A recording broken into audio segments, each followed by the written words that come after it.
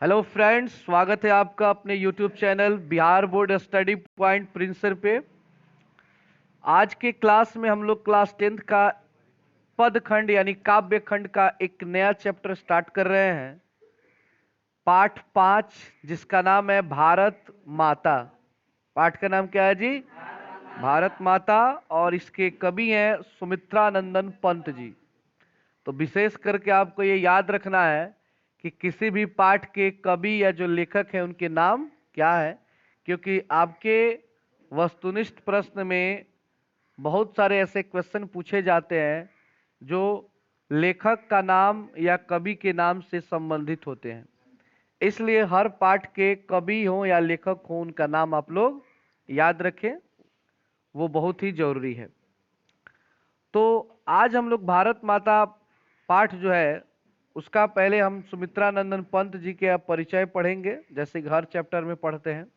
और उसके बाद कविता को इस पार्ट में समाप्त करेंगे। सेकंड पार्ट में इसके ऑब्जेक्टिव और सब्जेक्टिव क्वेश्चन को समाप्त किया जाएगा। तो चलिए आप लोग किताब निकाल लेंगे। अगर चैनल को आपने सब्सक्राइब नहीं किया है तो चैनल को सब्सक्राइब कर लें, ताकि जैसे ही वीडियो अपलोड हो उसका नोटिफिकेशन आपको मिल जाए। सुमित्रानंदन पंत का जन्म सन 1900 में अल्मोड़ा जिले के रमणीय स्थल कौसानी उत्तरांचल में हुआ था। देखिए, आपको ये याद रखना है, यहाँ पे प्रश्न तैयार हो जाएगा कि सुमित्रानंदन पंत जी का जन्म कब हुआ था। तो 1900 ईस्वी में, पूरा 1900, ठीक है ना, यानी आज से 120 साल पहले। और जिला का नाम आपसे पूछे तो अल्मोड़ा जिला। कौन जिला? और यहाँ पे एक शब्द लिखा है रमणीय स्थल कौसानी। कौसानी एक जगह है जो उत्तरांचल में पड़ता है, जिसको उत्तराखंड भी कहते हैं, जिसकी राजधानी देहरादून है। तो कौसानी एक ऐसा जगह है जिसको रमणीय स्थल कहा जाता है। रमणीय स्थल का अर्थ होता है जहां पे लोग घूमने के लिए जाते हैं। अक्सर आप लोग सुनते होंगे कि हम वैशाली गए थे घूमने स्कूल से, हम कुशीनगर घूमने के लिए गए थे। ये सभी रमणीय स्थल हैं। कौन से स्थल है? रमणीय स्थल, घूमने वाले जगह है, सुंदर जगह है। तो कौसानी भी उत्तरांचल में एक रमणीय स्थल है, जहां के अल्मोड़ा जिले में वो पड़ता है, जहां पे जन्म हुआ था हमारे कवि सुमित्रानंदन पंत जी का। तो इस बात को आप याद रखेंगे। अगर राज्य पूछे तो उत्तरांचल, गांव का नाम पूछे तो कौसानी, शहर का नाम पूछे तो अल्मोड़ा, और कब हुआ था तो 1900 ईस्वी में। जन्म से ही के 6 घंटे बाद ही माता सरस्वती देवी का देहांत हो गया। माँ का नाम था सरस्वती। जैसे इनका जन्म हुआ है उसके 6 घंटे बाद उनकी माँ की मृत्यु हो गई। तब आपको यहाँ पे दो प्रश्न तैयार होते हैं कि पंत जी के मरने जन्म लेने के कितने घंटे बाद उनकी माँ की मृत्यु हो गई, और उनकी माँ का नाम क्या था? सरस्वती देवी।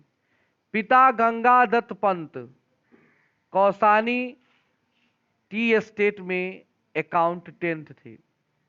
पिता का नाम क्या है? गंगा दत्त पंत, गंगा दत्त पंत। और ये अकाउंटेंट थे। अकाउंटेंट मतलब होता है, आप लोग चार्टेड अकाउंट सीए का नाम सुने हैं ना, जो पैसा का हिसाब किताब रखता है। जैसे कि घनानंद जी में मैंने बताया था कि मीर मुंशी, तो वही मुंशी का काम अकाउंटेंट आज लोग कहलाते हैं। तो अकाउंटेंट का काम करते थे। पंत जी की प्राथमिक शिक्षा गांव में हुई। जैसे कि आप लोग अपनी प्राथमिक शिक्षा कहाँ करते हैं, उसी तरह इनकी भी अपनी गांव में हुई। और फिर बनारस से उन्होंने हाई स्कूल की शिक्षा पाई। वे कुछ दिनों तक कला कांकर राज्य में ही रहे। उसके बाद आजीवन वे इलाहाबाद में रहे। मतलब पूरा जन्म, मतलब जब तक जिंदा रहे वे कहाँ तक रहे थे? इलाहाबाद में। 29 दिसंबर 1977 ईस्वी में उनका निधन हो गया। अब ये आप याद कर लेंगे, इनका निधन ये जरूरी है। तो इनका निधन कब हुआ था जी? 29 दिसंबर 1977 में। अब ये कितना बरस जिंदा रहे? सीधा सीधा है 77 बरस। इनमें कहाँ खोजना है, ज्यादा जोड़ना है। 1900, उसके बाद जिस साल मरे उसी साल को कह दिए इतना साल तक जिंदा रहे। और वो भी दिसंबर में, लास्ट टाइम में गए हैं, नया साल के 2 दिन पहले चटक गए हैं, ठीक है ना। हाँ, मतलब चटक गए मतलब चल बसे हैं। अगला पैराग्राफ है पंत जी का आरंभिक काव्य प्रकृति प्रेम और शिशु सुलभ जिज्ञासा को लेकर प्रकट हुआ। अब आपको ये बात याद रखनी चाहिए कि सुमित्रा नंदन पंत जी के मन में कविता लिखने का भाव कहाँ से आया, तो वो था प्रकृति प्रेम। मतलब कि प्रकृति प्रेम का अर्थ होता है जीव जंतुओं से लगाव, पेड़ पौधों से लगाव, यही प्रकृति है। उनको प्रकृति से लगाव था। और शिशु सुलभ, और शिशु सुलभ का अर्थ हुआ कि बच्चों से लगाव। इस लगाव के कारण उनके मन में कविता लिखने की जिज्ञासा पैदा हुई। जिज्ञासा मतलब होता है उसके बारे में जानने की इच्छा, उसको करने की इच्छा जगी। उनकी आरंभिक रचनाएं प्रकृति और सौंदर्य के प्रेमी कवि की संवेदनशील अभिव्यक्तियों से परिपूर्ण है। यानी वो शुरुआत जब किए थे कविता लिखना, तो उसमें प्रकृति और उसकी सुंदरता के बारे में लिखते थे। प्रकृति और किसके बारे में लिखते थे? सुंदरता के बारे में। तो प्रकृति और सौंदर्य यानी कि पेड़ पौधों की बात की जा रही है। तो आपसे एक क्वेश्चन हो सकता है कि आरंभिक रचनाएं किस पर वो लिखते थे? तो प्रकृति और सौंदर्य पर। हाँ, आगे देखिए, पंत जी प्रवृत्ति से छायावादी हैं, परंतु उनके विचार उदार मानवतावादी है। उनके जो विचार हैं उदार, उदार मतलब होता है जो सब पे मतलब उदारता रखे, सब पे दया का भाव रखे। और इनके मानवता है, मतलब कि मानव के प्रति, मनुष्य के प्रति इनका अपना लगाव है। उन्होंने प्रसाद और निराला के समान छंदों और शब्द योजना में नवीन प्रयोग किए। प्रसाद का अर्थ समझते हैं? जैसे एक है ना रामाशंकर प्रसाद या दयाशंकर प्रसाद करके कोई कवि हैं, और ये निराला जो है सूर्यकांत त्रिपाठी निराला। इन दो कवियों के समान वे छंद और शब्द योजना में नवीन प्रयोग किए। नवीन प्रयोग मतलब समझते हैं आप लोग? नया प्रयोग किए थे उन्हीं के समान लिखने के लिए। पंत जी की प्रतिभा कलात्मक सूझ से संपन्न है, अतः उनकी रचनाओं में एक विलक्षण मृदुता और सौष्ठव मिलता है। युग बोध के अनुसार अपनी काव्य भूमि का विस्तार करते रहना पंत की काव्य चेतना की विशेषता है। वे प्रारंभ में प्रकृति सौंदर्य से अभिभूत हुए।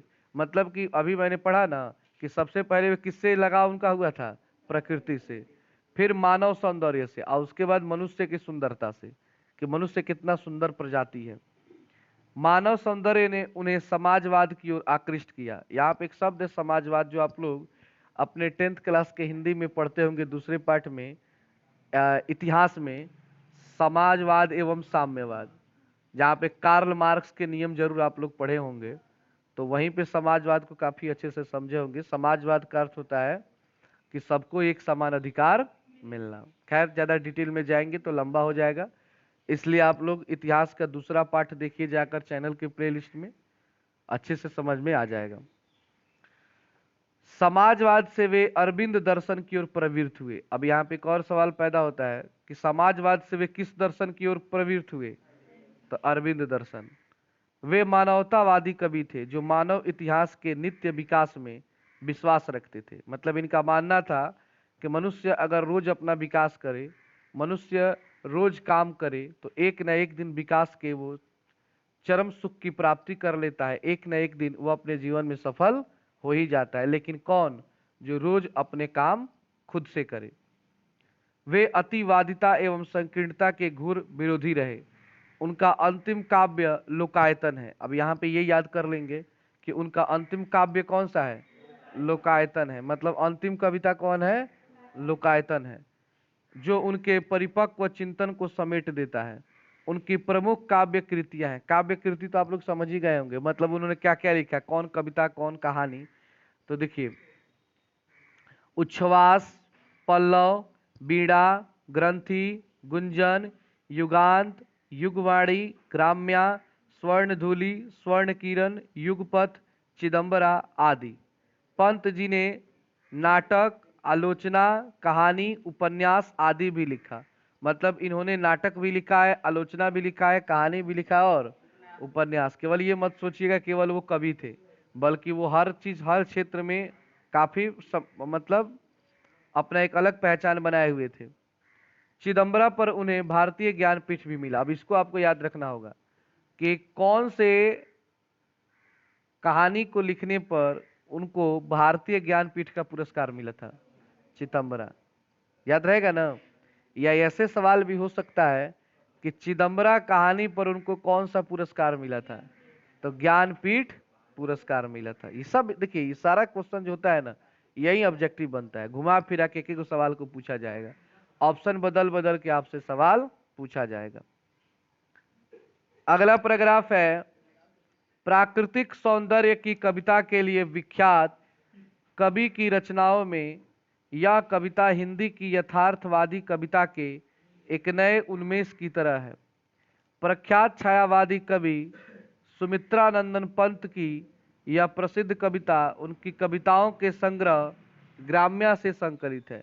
यानी उन्होंने एक कविताओं का संग्रह लिखा है। कविताओं का संग्रह का अर्थ हुआ कि बहुत सारी कविताएं लिखे हैं और उस किताब का नाम उन्होंने ग्राम्या रखा है। क्या नाम रखा है जी?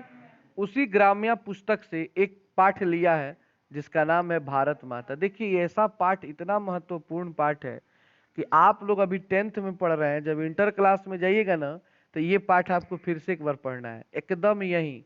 लेकिन वहां पे इस पाठ का नाम है भारत माता ग्रामवासिनी।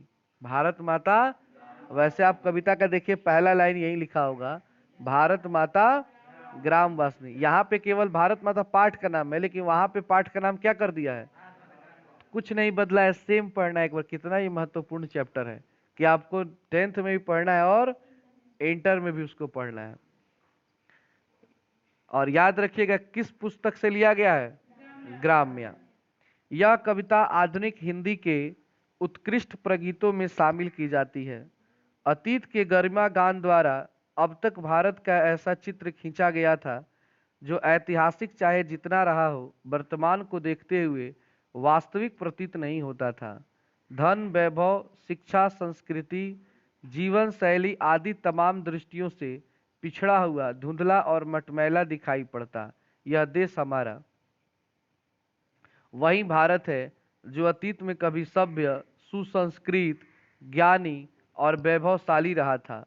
कभी यहाँ इसी भारत का यथा तथ्य चित्र प्रस्तुत करता है।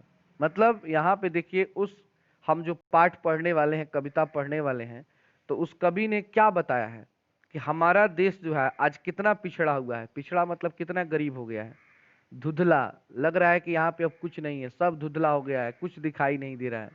मटमैला, गंदा हो गया है। कौन? वो भारत जो कभी सभ्य था, प्राचीन समय में क्या था? सभ्य था। सुसंस्कृत, संस्कृत का जानकार था, ज्ञानी था और वैभवशाली था और जो सुंदर था। आज वो मटमैला हो गया है, धुंधला हो गया है और पिछड़ा हुआ हो गया है। तो इस टॉपिक पे आज का हम लोग कविता पढ़ने वाले हैं। तो चलिए हम लोग कविता को शुरू करते हैं और उसका एक एक लाइन समझते हैं। उम्मीद है कि आप लोग यहाँ तक ये सारी बातें समझ गए होंगे। तो बस आगे देखने के लिए बने रहें, पूरा वीडियो को अच्छे से देखें। तो हमारा पाठ है भारत माता। हमारे देश का नाम क्या है जी? भारत। और हम अपने देश को माँ की संज्ञा देते हैं। हम अपने देश को किसकी संज्ञा देते हैं? कि भारत जो है हमारी क्या है? माँ के समान है। अब चलिए शुरू करते हैं। भारत माता ग्रामवासिनी, इसका अर्थ हुआ कि भारत माँ गांव में निवास करती है। भारत माँ कहाँ निवास करती हैं?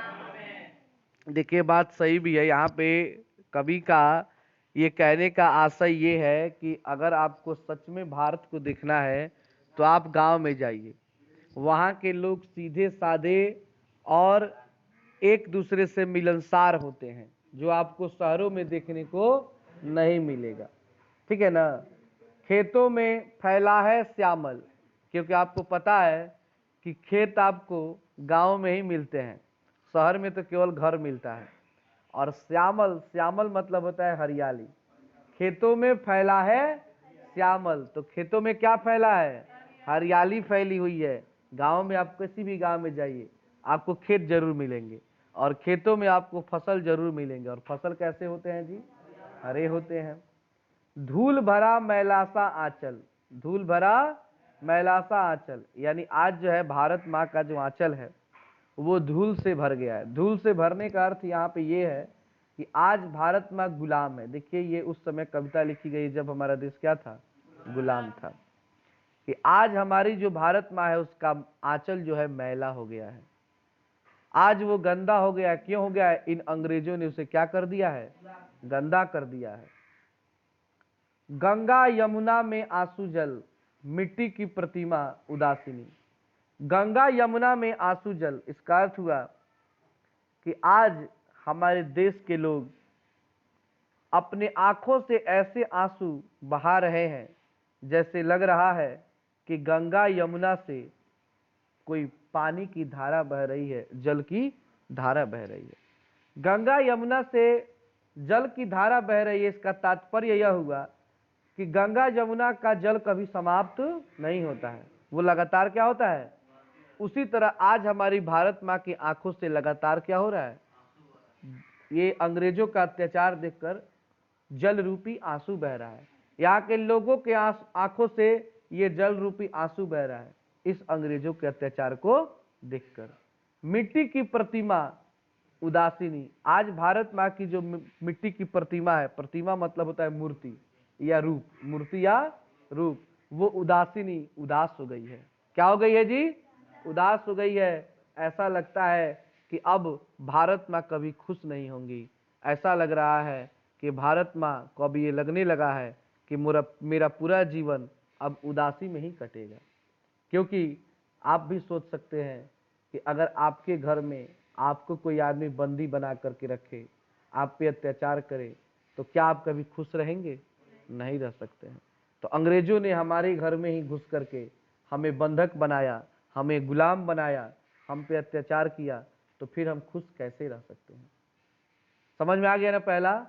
दूसरा चलते हैं। दूसरा है दैन्य जड़ित अपलक नत चितवन, अधरों में चिर नीरव रोदन। दैन्य मतलब होता है दैत्य, दैत्य मतलब होता है राक्षस। दैन्य जड़ित अपलक नत चितवन, मतलब इस राक्षस ने हमें ऐसे जड़ लिया है, जड़ना मतलब होता है ऐसे पकड़ लिया है। अपलक नत चितवन, कि चित जो है, मन जो है, और हमारा जो पलक है, मानी भारत के लोगों का जो पलक है, भारत माँ का जो पलक है, वो पलक गिर ही नहीं रहा है। अपलक नथ चितवन, और एक टक देखे जा रही है। यानी इस अंग्रेज रूपी राक्षसों ने भारत माँ को ऐसे कैप्चर किया है कि माँ का जो पलक है वो अब नीचे नहीं गिर रहा है, और उदासी पलक से वो हम सभी को देख रही है। अधरों में चिर नीरव रोदन, और अंधेरे में बैठकर भारत माँ के जो बच्चे हैं, जो संतान हैं, नीरव रोदन, रात दिन रो रहे हैं। यानी अंग्रेजों के इस अत्याचार से कोई भी व्यक्ति खुश नहीं था। अरे अत्याचार तो एक ऐसा शब्द है जो कोई भी करे तो कोई आदमी खुश नहीं रह सकता है। रह सकता है क्या जी? नहीं रह सकता है। युग युग के तम से विस्मरण मन, और लग रहा है कि कई युगों से माँ का जो मन है, यानी भारत माँ का जो मन है, वो विस्मरण हो गया है, विष से भर गया है, जहर से भर गया है। मन मतलब नहीं होता है, खिन्न हो गया है इन अंग्रेजों के अत्याचार से। वह अपने घर में प्रवासिनी, और ऐसा लग रहा है कि वह अपने ही घर में क्या हो गई है, प्रवासिनी हो गई है। प्रवासिनी मतलब होता है ना कि जब कोई व्यक्ति किसी दूसरे जगह से आकर के किसी दूसरे जगह पर बस जाए तो वो उसका प्रवास कहलाता है, और वो व्यक्ति प्रवासिनी कहलाता है। क्या कहलाता है? अगर पुरुष है तो प्रवासी कहलाएगा, स्त्री है तो प्रवासिनी कहलाएगी। जैसे नहीं है कि मान लीजिए बांग्लादेश से कोई व्यक्ति आके इंडिया में बस गया तो वो यहाँ का प्रवासी हो गया। क्या हो गया? तो ऐसा लग रहा है कि भारत माँ जो है वो भारत माँ खुद भारत माँ भारत में नहीं है, कहीं और से आई है। अपने ही घर में उसे अंग्रेजों ने प्रवासिनी बना दिया है, विदेशी बना दिया। लग रहा है कि हम इस देश के नहीं हैं। अगला है 30 कोटि, कोटि मतलब होता है करोड़, 30 करोड़ संतान नग्न तन। यानी कि जब ये कविता लिखी गई है तो उस समय हमारे देश की आबादी कितनी थी? 30 करोड़। अब इस समय 130 करोड़ पार कर गया है। तो आप लोग अभी का मत समझ लीजिए कि सर जनसंख्या 30 करोड़ बता रहे थे, ये बात उस समय की है जब ये कविता लिखा गया।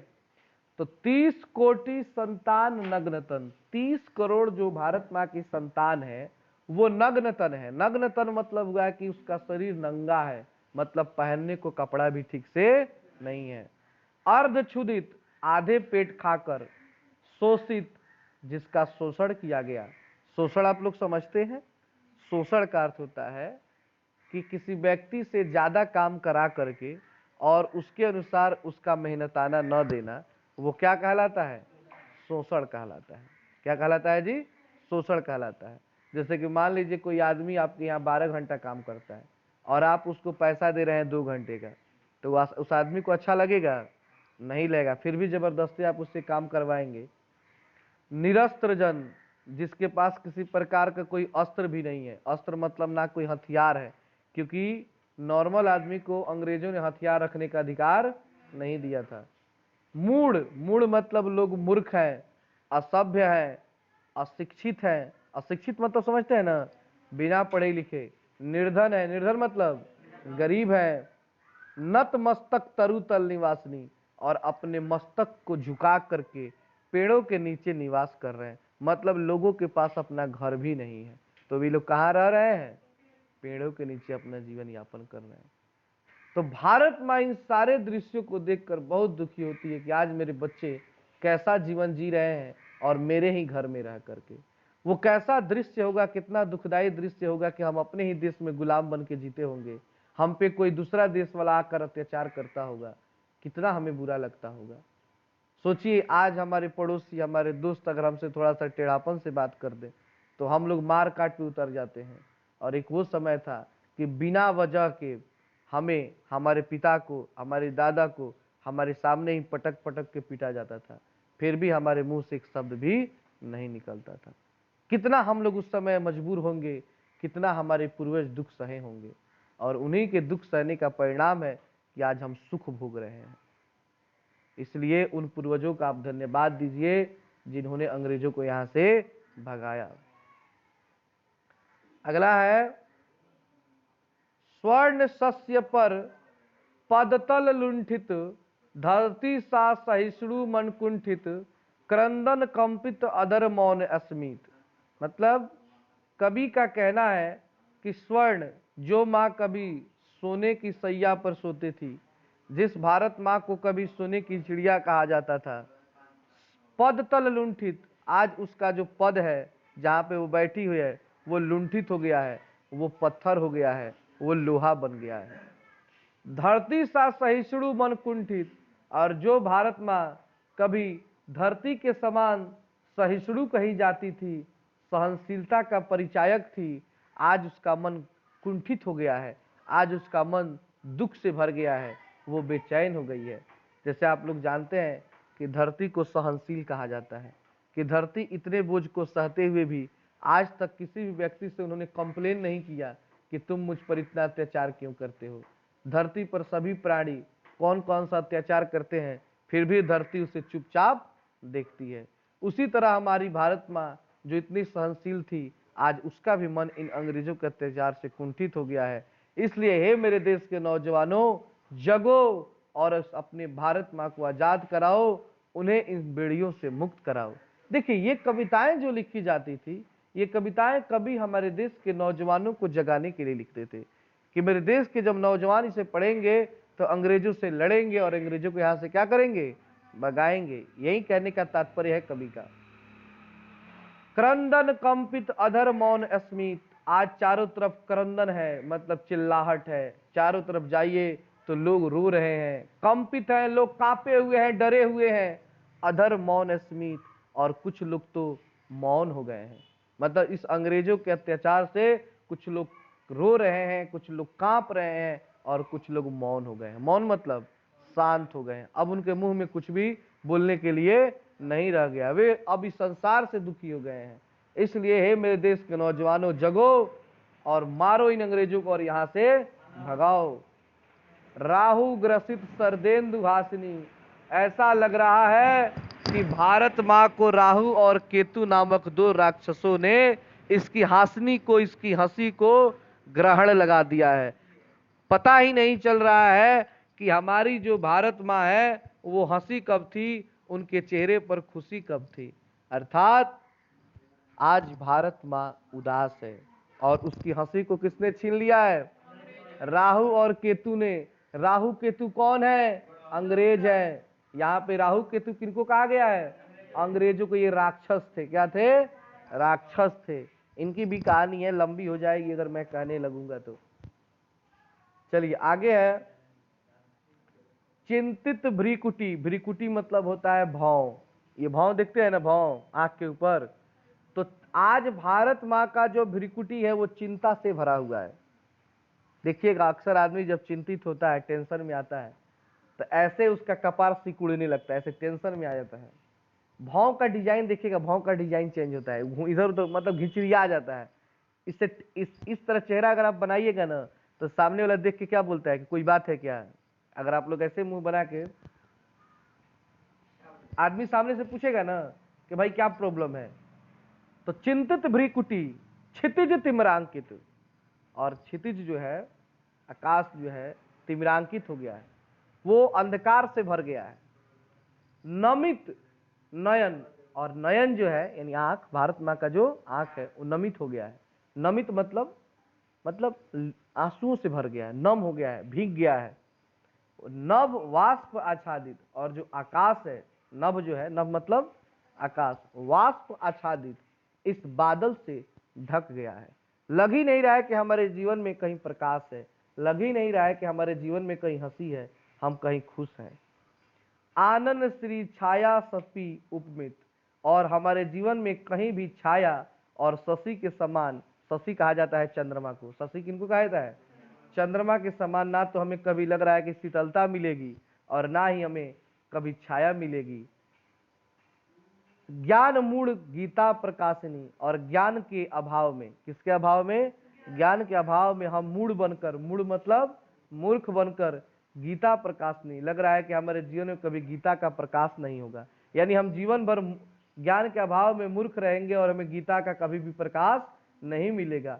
गीता का प्रकाश नहीं मिलने का तात्पर्य यह है कि हमारे जीवन में लग रहा है कि कभी पढ़ाई लिखाई नहीं होगी, क्योंकि जब अंग्रेज थे तो वो नहीं चाहते थे कि हमारे देश के कोई भी बच्चा पढ़े। आज क्या है, सरकार चाहती है, पूरा परिवार चाहता है, गरीब से गरीब भी चाहता है कि हमारा बच्चा पढ़े।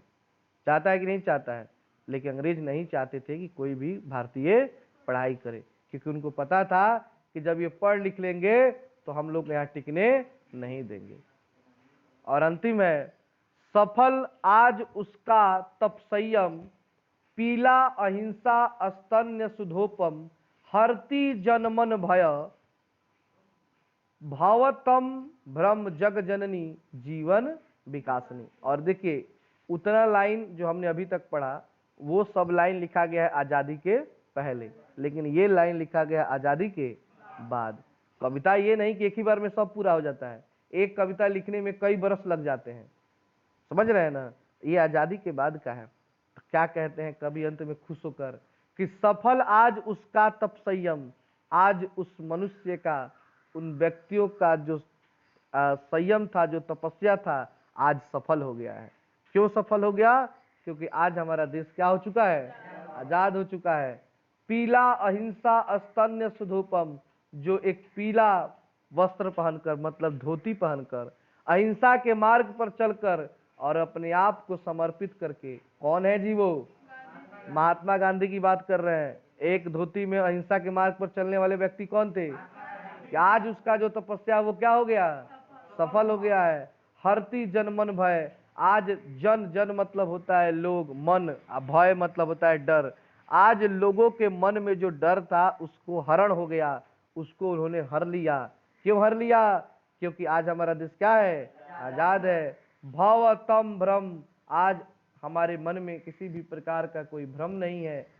जग जननी, आज संसार जीवन विकासनी, जीवन के विकास के पथ पर चल पड़ा है। आज हमारा देश आगे बढ़ रहा है, यानी आज हम लोग सफल हो गए हैं अपने प्रयास में।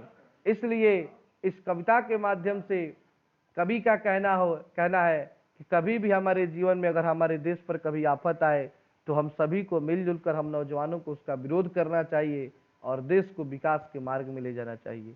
ये भी कहना चाहते हैं इस पाठ के माध्यम से कि अगर हम चाहें तो हमारे सामने समस्या चाहे कितनी भी बड़ी क्यों न हो, अगर हम प्रयास करें तो एक ना एक दिन हम अपने कार्य में सफल जरूर हो जाएंगे।